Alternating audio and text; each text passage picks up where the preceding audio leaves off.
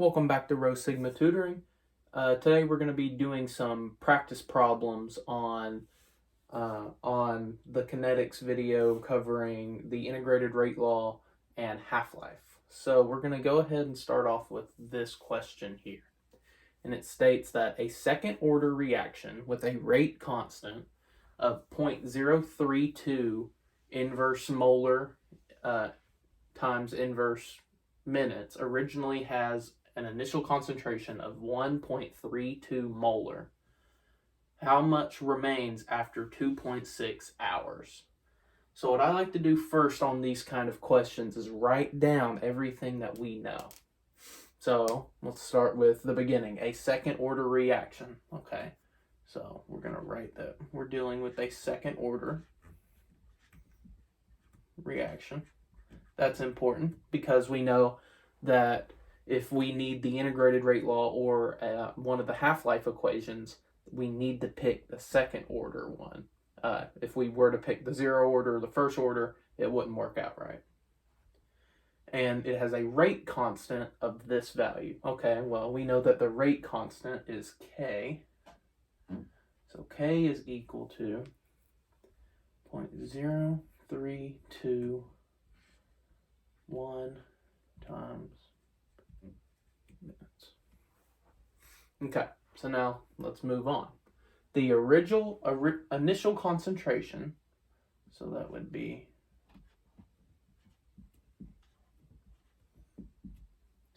1.32 molar.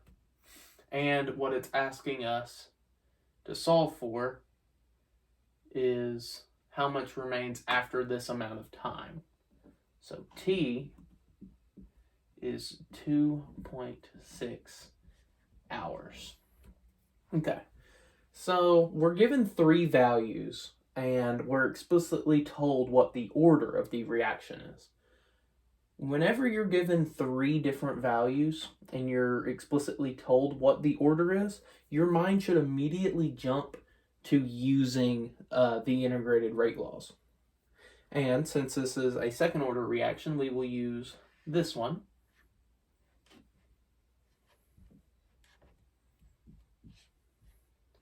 And you will just need to commit these to memory. Luckily, they're not too bad, but you just have to take the time to do that. Okay, so the most people would think that this is ready to go. You just start plugging stuff in. And you would be right, but there's one problem with that. We have to make sure that our units all match. So let's go ahead and check molar. We have molar, molar. So those will cancel out, no problem. That's okay. Hours and minutes do not cancel, however. So what we need to do is either convert K for this to be hours or convert this to minutes. I think it's going to be a lot easier to change this one, so why don't we just do that? So how many minutes are in an hour?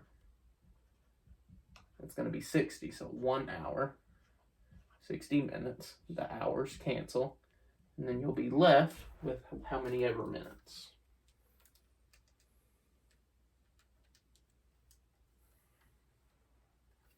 And you are left with 156 minutes. All right.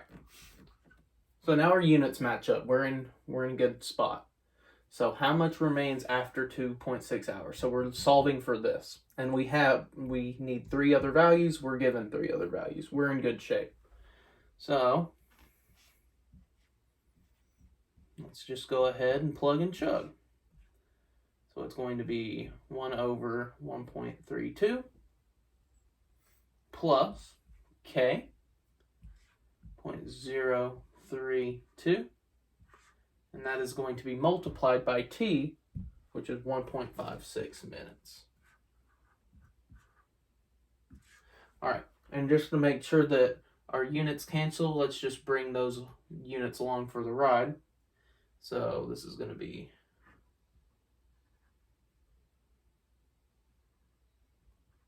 this is going to be minutes. All right, So we multiply this out. It is going to be 0.032 times 156. It's going to be plus 4.992. And then the minutes cancel. So this is just going to be 1 over molarity. And we're going to be adding 1 over 1.32. And that is 0.75. And let's just round it to 8, right? An 8 right there. Perfect. And that is also going to be 1 over molar.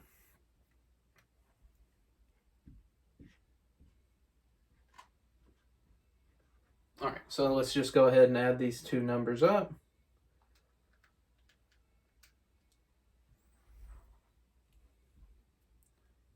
We're left with 1.257, 1 over molar. And then we just need to flip it. So 1 divided by that. And the concentration of the reactant after 2.6 hours is going to be 0.79. And then we have another value there, and it's going to round up to 0.80.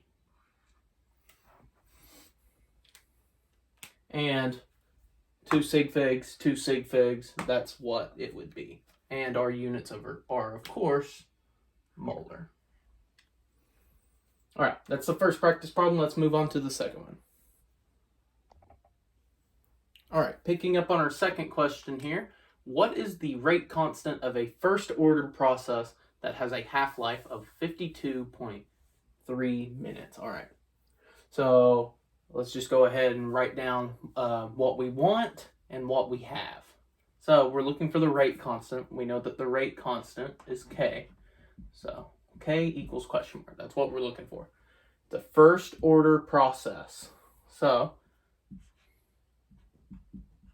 first order.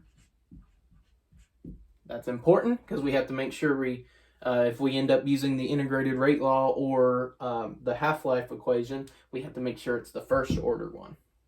And we're given the half-life, and that is 52.3 minutes. Okay. Well, we're given a half-life, and we're asked to solve for K. So that's a pretty good indication that we're going to be using the half-life equation. So let's remember that. So T1/2 for a first order reaction is going to be ln2 over K.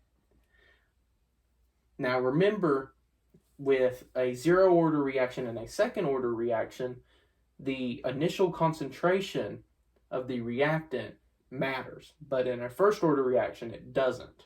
That's why the original concentration of the reactant is not in this equation. So now let's just plug and chug and figure out what we need. So we have this and we're looking for this. So just plug it in and see what we get. So it's going to be 52.3 minutes ln2, okay?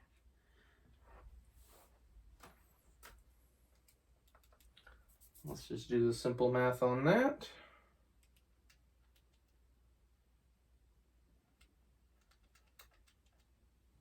And we are left with K is equal to 0.0133. And that is going to be 1 over minutes. That's because the units that we used for the half-life were minutes, so K would be the inverse of that. And that is the second practice problem. All right, for the last question here, I want you to try. So this question here is going to be a combination of the last two questions. And if you're able to get this one, I think you have a firm understanding of the integrated rate law and the half-life equations. So go ahead and pause the video and see if you can figure this problem out, and then follow along with us whenever you have it done. All right. So the first thing we're going to do is we're going to write down what we have, and we're going to write down what we want. So what is the half-life? Okay, so we're looking for T1 half. It's a good starting place because we only have one reaction that gives us the half-life, and that's going to be our half-life equation. So we know that we're going to end up there. A zero-order reaction. That's important because we have to make sure we use the right equations. Had an initial concentration, so A initial is equal to 6.51 molar. And after 11.67 minutes, so that is going to be time, 11.67 minutes, the final concentration is 1.28 molar. All right, so we're given 1, 2, 3 values, and we need to find the half-life. Well, what we need to do is we need to figure out how we determine the half-life. So the half-life for a zero-order reaction is this equation. It is the original concentration divided by 2K. Okay, well, we have the original concentration, so that's easy. Let's just plug that in. But we don't have K, so we need to find K. Well, we have 3 of these values, the original concentration of A, time, and then the final concentration of A. So using these 3, we can find K. And if we find K, then we can solve for T, for the half-life. All right, so let's solve for K. The integrated rate law for a zeroth order reaction is A is equal to the original concentration of A minus KT. So we have this 1.28 molar. Then we have this 6.51 molar minus K is what we're looking for. And that's multiplied by 11.67 minutes. Okay. So all we have to do is rearrange and do some algebra, and we can get K by itself. So let's just go ahead and subtract. So 1.28 minus 6.51. We're going to have negative 5.23 molar. And this is equal to negative K, 11.67 minutes. Okay, so now we can just times -1 by both sides. The negatives go away. And then we can divide both sides by 11.667. And that leaves us with K is equal to 0.448 inverse minutes. Okay. Now that we have K, we can plug this in here. So the half-life is equal to 6.51 molar times 2.448 inverse minutes. And that is going to be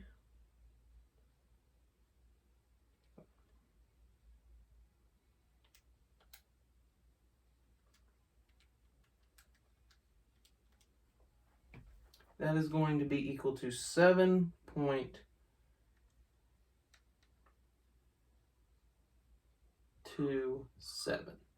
And the units here are going to be, real quick correction on this last one that I didn't catch until I looked at it. These are not the right units. I was wondering why that looked so off, and it's because I forgot to bring along this molar. So these are the units of K. These are the units of K here, which means that that is there, which means that the molarity cancels, leaving you with minutes. And there we go. If you have any questions, feel free to email us at our email address or comment, and we will get back to you and help you out however we can. Thank you.